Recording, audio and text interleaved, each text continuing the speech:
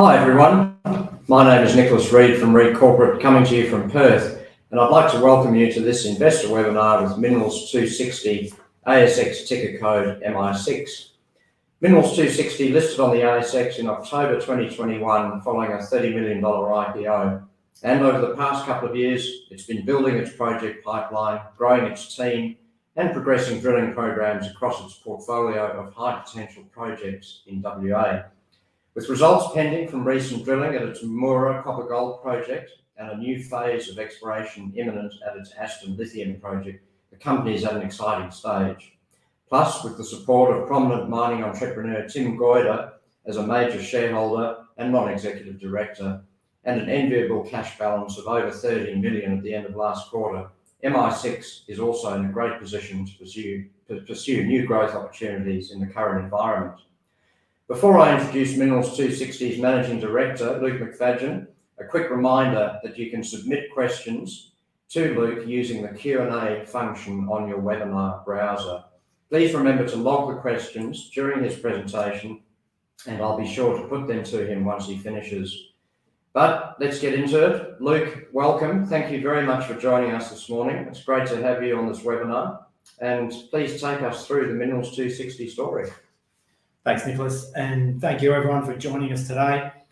Look, this is part of our general strategy to engage with investors. We certainly welcome email, phone calls, and any type of engagement, comments, feedback from any of our investors. So we think we're pretty approachable and likeable people, so please feel free to send questions in while I'm talking. And if you don't make a question today, then please feel free to email or call any other time. Today I'm going to go through the projects. This is the same presentation I did last week at another conference, and we felt that if people couldn't make that conference, we'd offer them another opportunity for me to go through it today, and also another opportunity to ask questions. Our standard disclaimer slide, and you can read that more on our website if you need to. Look, this is a snapshot and a summary of our company. Our market cap sits at around $40 million today, and there's no doubt we've been influenced by the external factors contributing to the whole mining sector at the moment. Doesn't matter whether you're at the producing stage or the exploration stage, it's a cyclical industry, and we're seeing that influence on our market cap at the moment. What I can absolutely be firm on, though, is that we are in control of what we can control of. The way we think about investment, where we spend our money, and when we do it, is exactly what we are focused on at the moment, and we understand and we're very much incentivized to grow this business. Our top 20 shareholders, we call them a rock, but they're fantastic. We know they understand the business. They've been there from day one. There's very little turnover in that top 20, and we appreciate all support, but in particular the top 20 have been great at the moment. As Nicholas mentioned, we've got, at the end of last quarter, just over $13.5 million in the bank. That's a real strength for us at the moment, given where not just the market caps of companies are, but also the availability of capital at the moment is quite tight for smaller companies. So this really does put us in a strong position to grow the company during these times. Directors are very well incentivized to grow this business. And as per the public documents, we all have options on the board, and they are all at a much higher strike price than where we are today. So I can assure you we're very focused on growing that business. You can obviously continue to remain updated through all our formal forums, such as the ASX, but also on LinkedIn and Twitter. So today I'm going to just talk about our company, our people, and our strategy, and a couple of slides on each of the projects. Look, I've used this slide a few times. We call it our strategy wheel, and we think it has all the ingredients required to make a successful business. With the exploration potential, there's no doubt we haven't moved away, despite the current market sentiment going against exploration companies, that long-term significant value creation is through the drill bit. That's the only way to go from where we are today to a much larger company, and at the cost that we think we can do it for. So we think it's a significant driver of value in the future, and we haven't moved away from that at this moment. The team that the board have put together over the last couple of years is brilliant. There's no other way to describe it. Anthony mentioned Tim. Tim is very active and engaged in the company as both a NED and an investor, but it's not putting to the side. There's also many other people within the business that are great support, and I've got another slide with the details of each person after this one. Strong balance sheet, I've mentioned. What goes with a strong balance sheet is very disciplined capital management. So what you'll see from us is about 70 to 80% in any given month of all our spending going to exploration activities, whether that's for exploration for a drill rig, geologists, or soil and rock chipping. All our money, or the predominant spending of our money, goes in the ground, and that's where we believe value can be created. As Nicholas mentioned, we've got near-term catalysts with drilling just finished out at Moora. That core is now sitting in the lab, getting analysed over the next couple of weeks, and we look forward to updating investors very soon.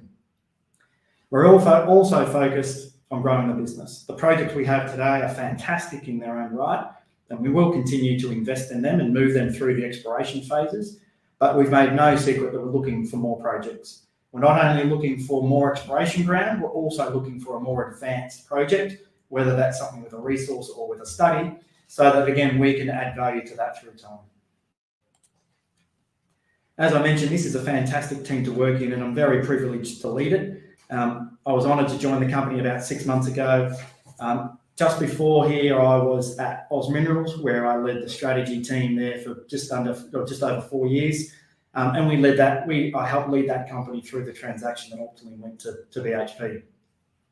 Anthony Cipriano is a fantastic chairman, very active, very engaged, full of ideas, and very supportive of not just myself, but the broader team. Tim, we've mentioned. David Richards obviously was the original MD from the spin out from Liontown. He was also the Liontown MD and discovered Kathleen Valley. So another person that knows how to build value, knows how to build companies. Emma Scottney is a fantastic support, full of ideas, and she's also sits on the board of De Grey, who have gone through a phenomenal growth journey in their own right. And that is really important, that people understand how we're trying to grow the business and what's needed at each point in time. And Emma's got that experience. And then we've got wonderful senior management with Curtis, the CFO, and Matthew Blake as the exploration manager.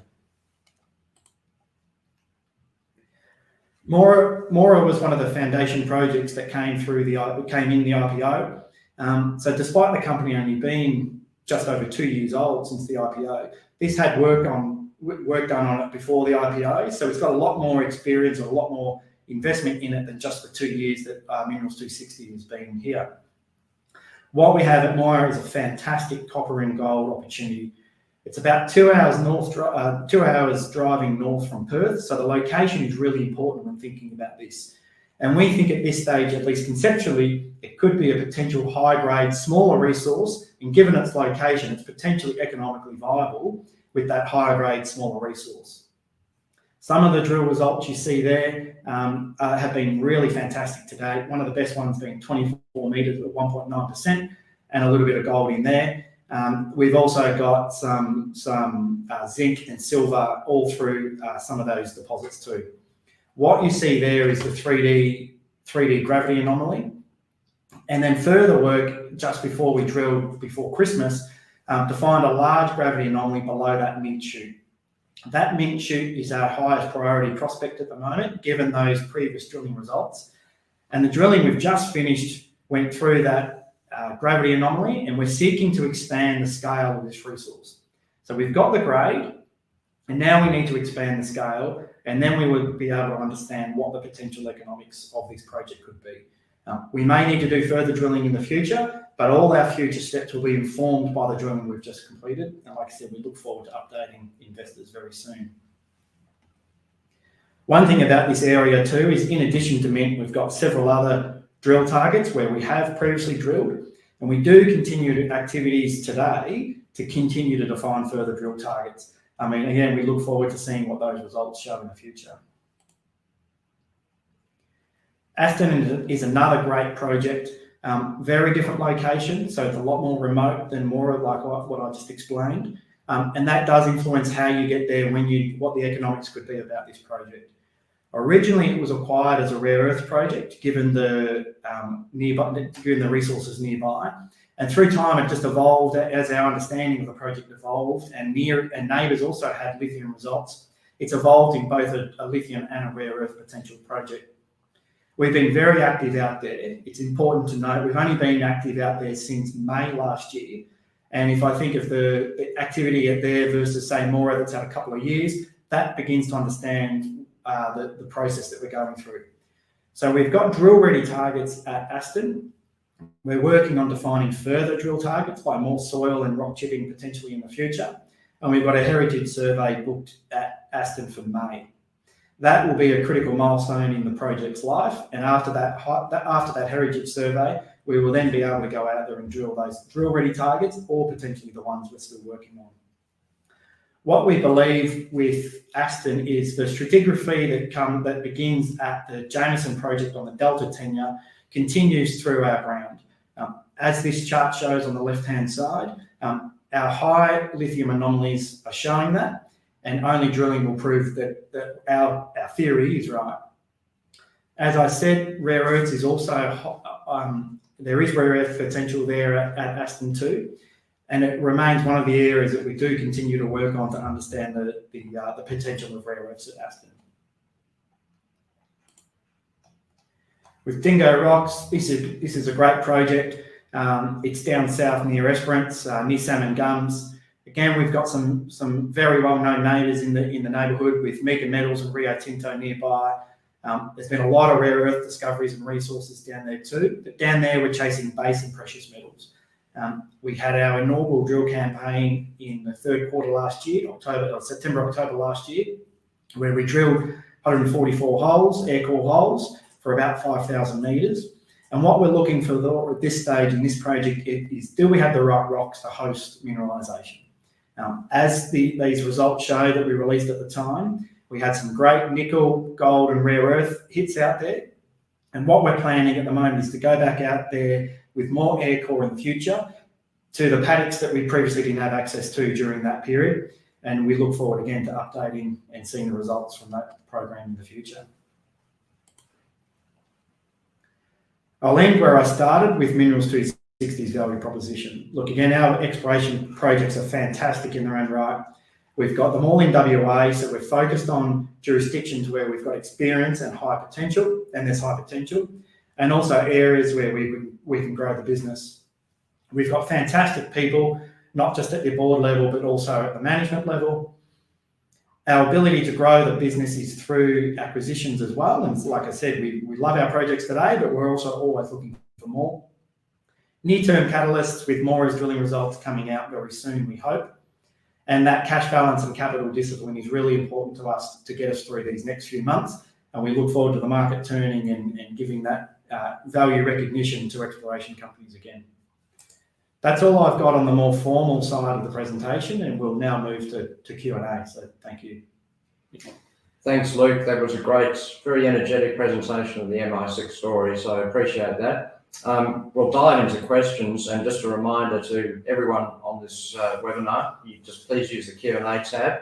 We do endeavour to put everything to Luke, and I'm sure he'll answer what he can answer within the constraints of ASX guidelines and reporting requirements. But Luke, before we dive into the online questions, just a broader question that was actually sort of emailed through to me. Can you summarise the strategic priorities, if you like, that the company has this year for 2024, given where the projects are at, your cash balance? Give us a snapshot. What's the strategic focus in summary? Thanks, Nicholas. Look, overarching, it's about growing the business. Now, there's pillars within that strategy. We've got our projects today, the 3 projects today that we continue to invest in, but remain disciplined in when we do invest in those projects. We've got about maintaining our capital discipline so that our cash balance remains strong. And then it's about bringing in new opportunities. Those 3 pillars, we believe, will get us through this period and grow the business, not just in the short term, but longer term. Thanks very much. Look, we'll dive into some online questions, and thank you everyone who's been sending these in. Great to see this engagement from shareholders and investors. I'll put this one first.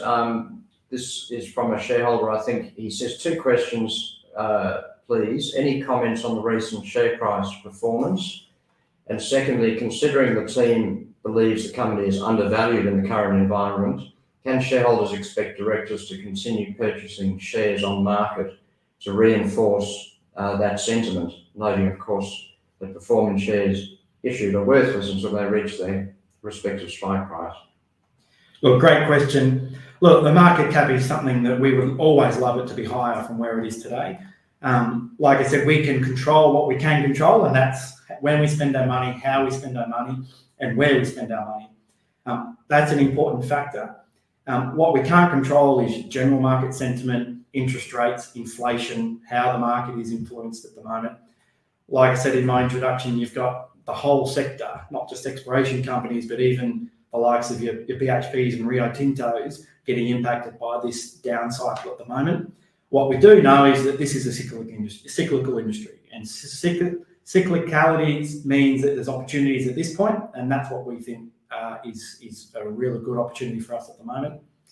In terms of investing in the company, like I said, we are very well incentivized already to invest in the company, and it's a great question that when investors can, when directors should or can invest further in the company. I can assure you we're well and truly invested. I've moved my family over here from Perth only recently to make sure that we were closer to the business. And you would have seen other directors invest more recently. So look, it's a great question and something we do think about a lot too. Thanks, Luke. Good response. Next question here is from an investor who says that there is a perceived lack of progress from LSA management. I think he's referring to Lachlan Star, your joint venture partner on the Aston Project. I'm not sure if that's a bit unfair, but he says as they rely on MI6 to do all the heavy lifting on that project, is there any possibility of MI6 taking over that project 100%, or even taking over LSA? My goodness. Okay, throwing you under the bus a bit there, Luke. But maybe if you can just talk us through that relationship. Lachlan Star, I think, have just acquired other assets in New South Wales from Devex, I believe. Look, for those that don't know, we have a JV with Lachlan Star on the Aston Project, which is adjacent to our Moora Project. We've spent to date about $2 million on that Aston Project, and that's enabled us to earn up to 30%. We can spend another $2 million to earn up to 50%. I absolutely won't comment on the communication of Lachlan Star. That's for investors to go to them directly. But what I can say is that we do talk to them often. They actually share the office next door to us on the same floor in the same building. So it's a relationship that's close. And any questions about their strategy, please direct them to that.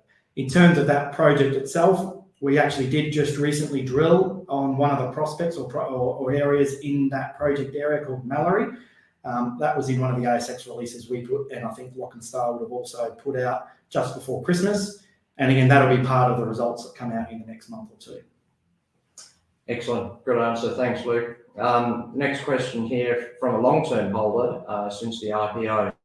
He says he's just wondering if you've had any approaches from either Delta or MinRes in regards to the Aston Project, considering the proximity of the trends that you've identified at Melinda and Jameson to the adjacent discoveries. Well, firstly, thank you for being a long-term shareholder since the IPO. I think that's fantastic, and thank you for continuing to be a shareholder. Look, in regards to all commercial negotiations, they remain confidential. We obviously haven't disclosed anything. If we had, it would have had to be publicly available already. But look, there's no negotiation going on with them at the moment. Excellent. So another shareholder question here. In regards to potential growth acquisition opportunities, how would you conceptually fund those? Would it be through the issue of shares, cash, or a combination? Look, it's a really important factor how we think about growing the business. The answer is until you have that opportunity and you're about to execute it, you can't answer that question specifically. Conceptually, we think about making sure that value is grown, is added to the business. Now, you can do that through using script or through cash. It depends on the scale of the acquisition. It depends on the structure. It depends on the investment required in the opportunity. So, no, look, it is absolutely something we do think about. In addition to when we are thinking about other projects, do they stack up technically? An average project will remain an average project in most companies. What we're looking for is a fantastic undervalued project to bring into our business and add value to it and create a re-rating of that project value. We look at whether that fits with our strategy. So you won't see us go off strategy. Everything we talked about today is something that we want to remain consistent. And how we fund it, again, is an important factor of the business. Thanks, Luke. The next question is another two-part question. The first part is that with lithium sentiment being down at the moment, would it not be wise to preserve cash, being an exploration company? And I suppose a step on question from that, what other commodities strategically is the company interested in? Gold, copper, more lithium, rare earths, etc. Look, there's no doubt we are very disciplined in the way we think about capital. And I referred to it in my presentation, where we think about what to invest, how much to invest, where to invest it, and when to invest it. And it's the when part that's very important at the moment. So you will see, we are thinking about when we do invest in the next phase of each project. We've just finished drilling at Moora. We've got a milestone with the heritage survey at Aston coming up in a few months' time. And then Dingo Rocks, we've got a bit of flexibility when we do get back out there. So you will see us be very, very careful in how we do time our activities. There's no doubt at the moment that exploration companies, not just ourselves, but the whole sector, are not being rewarded for even very good exploration results. And that does contribute how we do think about investing in the business. In terms of commodities, look, I love copper, I love gold. I think we've got great lithium potential in not just Western Australia, in Western Australia too. So these are the commodities we've got today and the ones that we continue to focus on. It's very unlikely you'll see us in more exotic locations or more exotic commodities. We're looking for commodities and jurisdictions where we can operate, but also continue to grow the business off. So you will see many companies focus on specific commodities through time, and I think that's what we're making sure our next project that we bring in isn't something that is the only thing we can invest in that commodity. So we're looking for a commodity and projects that we can continue to grow the business through. Thanks very much, Luke. A couple more questions here online. I think this is a good question, one we should tackle. How do you solve the problem of drilling in the wheat belt with only one program a year? So I guess the reference there is obviously to the cropping season and the access issues, and I think the company's done a great job of navigating a lot of that with the relationships that it has. But do you want to just give us a quick comment on that? Sure. Look, we have fantastic supporters across all our projects, I should say, but specifically with Moora, it's a brilliant location to operate. Like I said, it's very accessible, roads, power, water, all in the area. In terms of access, it's all about negotiation and commercial arrangements with the farmers where we are operating. We've got several farmers that we do work with across time. They're all growing different crops through the year, so it does depend on their own programs as well. But look, if the project justifies it, you can negotiate all year round access. And before I arrived, the company had done that too. So our access agreements do give us that flexibility, and it comes down to being respectful of what their farming activities are, and also the commercial arrangements that we can come to get access to. So at the moment, we do operate within a window that is makes more commercial sense given the stage of the project. But if the project has that significant potential that we can keep adding to, then we would look to expand that operating window. Excellent. Another question here that's just popped up. Excuse me. How far off are the results from the geochemical sampling of the wheat belt projects, referring to the Ben Coven and Walnu areas? Within a few weeks, I understand. So we were sort of end of March now, so end of Feb now. So we're looking to March for those results. Fantastic. Looks like we got to the end of those. Apart from, I might just finish, sort of wrap things up if nothing else pops in with a couple of fairly broad questions, Luke. You joined the company from Oz Minerals last year, part of a diaspora of senior execs from that group after it was acquired by BHP, and obviously I think we've read about that in the press. But perhaps tell us a bit about your experience at MI6 so far, and particularly how you've enjoyed working with the board and I guess the Tim Boyer group It's a pretty dynamic group to be involved with, isn't it? Oh, look, it's fantastic. No matter where you are in your career, I think it's a brilliant experience that I'm privileged to be a part of. With Tim's influence and Tim's companies, it enables us to have a support network and a network of people that I can contact at any point to be able to ask sort of more broader questions. Tim has a lot of influence across lots of companies, or investments across lots of companies, and he brings us together every now and again for a dinner more recently. So working with him is fantastic. You couldn't really buy this experience, so to speak. And look, with our board specifically, I would meet with or talk to all of them at least once or twice a week. Some of them sit in the same office as me or the same floor. So we have a lot of engagement, a lot of ideas, a lot of debate as well about what we're doing with the company, how we're going, what we should do next. So there's an incredible amount of engagement. What is really satisfying is that we're actually all aligned on where we want to go with this business.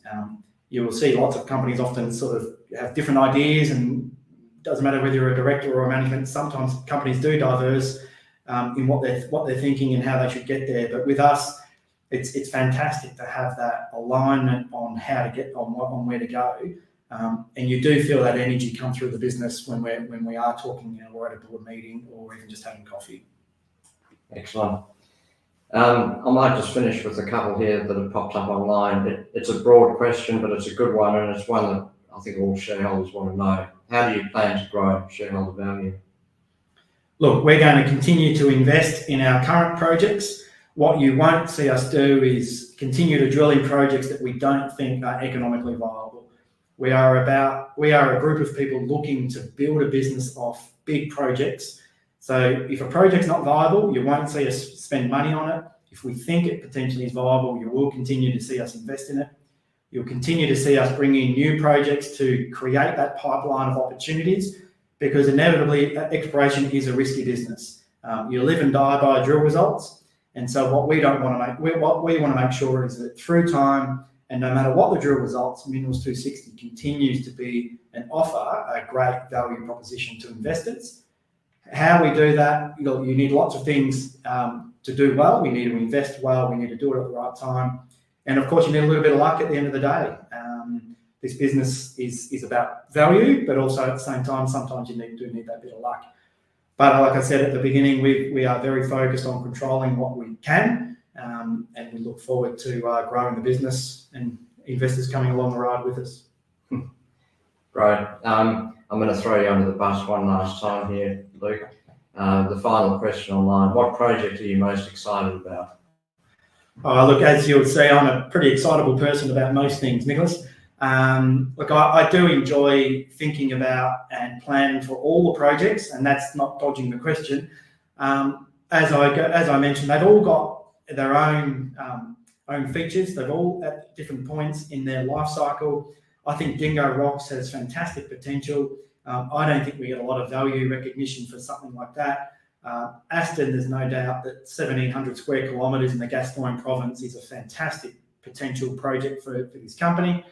And then, given my background in copper, I love copper projects, and so I love Moora too. So, a little bit dodging the question, but at the same time, it's a little bit like picking your favourite child. Exactly, I was going to say you love them all equally. I've got two sons, and some days one's a little bit more favourable than the other, and it's a little bit like the project. But look, they're all fantastic projects in their own right. Fantastic. That's tremendous, Luke. That wraps up all the questions we've had. I just want to thank you very much for being so open. MI6 is a very shareholder-friendly company in the true spirit of the Tim Goyder tradition, and I know that you're very open and happy to chat to shareholders and investors at any time. So look, thanks very much to everyone who tuned in this morning. Some great questions, some great engagement, and I think that reflects the quality of the register and the company and the individuals driving it forward. So look forward to having you back again, Luke, and hopefully with a big discovery under your belt or something else. But we'll talk to you again soon. Thanks for joining us this morning. Thanks, Nicholas, and thanks to everyone that joined and asked questions. And like I said at the start, And as Nicholas just mentioned, we are a very open and transparent company.